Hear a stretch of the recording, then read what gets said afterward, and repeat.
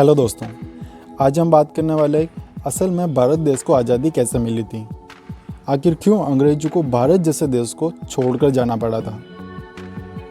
चलिए बात करते हैं इस टॉपिक पर। अंग्रेजों को अगर किसी ने नुकसान किया है तो वह सुभाष चंद्र बोस और हिटलर, इन दोनों ने अंग्रेजों का बहुत ही भारी नुकसान किया था। क्या आप लोगों को लिटरली लगता है किसी के आंदोलन करने से या फिर अंग्रेजी चीज़ों का बहिष्कार करने से अंग्रेज अब इस भारत देश को छोड़कर अपने देश चले जाएंगे? प्रैक्टिकल तो ये पॉसिबल नहीं है। आप लोगों को जानकर हैरानी होगी, सुभाष चंद्र बोस ने आज़ादी की पूरी तैयारी कर ली थी। कब कौन सा कानून बनाया जाएगा, देश की करेंसी कैसी होगी, इन सब का प्लानिंग उनके माइंड में पहले से था। तो चलिए जानते हैं आखिर क्यों अंग्रेजों को भारत जैसे देश को छोड़कर जाना पड़ा था। एक्चुअल में हिटलर के कारण सेकेंड वर्ल्ड वॉर के ख़त्म होने के 2 साल के अंदर ही अंग्रेज भारत छोड़कर चले गए थे।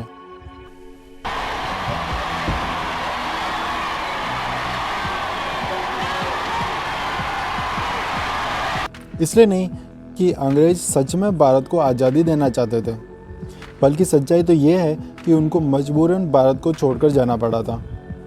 सेकेंड वर्ल्ड वॉर के बाद ब्रिटिश साम्राज्य की अर्थव्यवस्था की कमर तोड़ कर रख दी थी।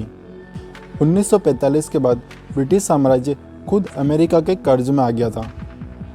ब्रिटेन, जो कि एक महाशक्ति के रूप में जाना जाता था, सन 1945 के बाद वो बिल्कुल बिखर चुका था। नेताजी की आज़ाद हिंद फौज ने अंग्रेजों को काफ़ी नुकसान किया था, जिसके कारण अंग्रेजों को मजबूरन भारत छोड़कर जाना पड़ा था। The Rani of Jhansi Brigade was formed by Netaji with the idea of giving Indian women also a chance to take part in the fighting movement. 75% of the members of the Rani of Jhansi regiment were purely trained as infantry soldiers and officers.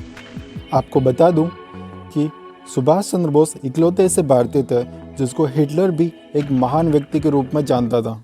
Subhash Chandra Bose ने अंग्रेजों को बर्बाद करने के लिए भारत देश से बाहर जाकर एक बहुत ही बड़ी फौज तैयार कर ली थी।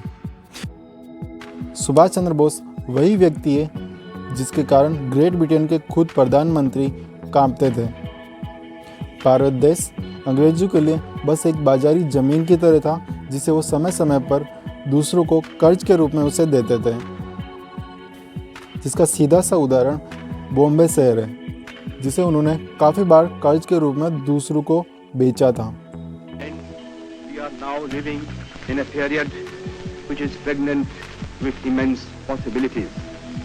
This is an opportunity which is rare in the history of a nation, which we cannot afford to lose, which India will not lose. Every commodity in this world has its price, so also has freedom. I appeal to you to be ready to pay the price of freedom, which is service and suffering. Please subscribe this channel. Thank you so much.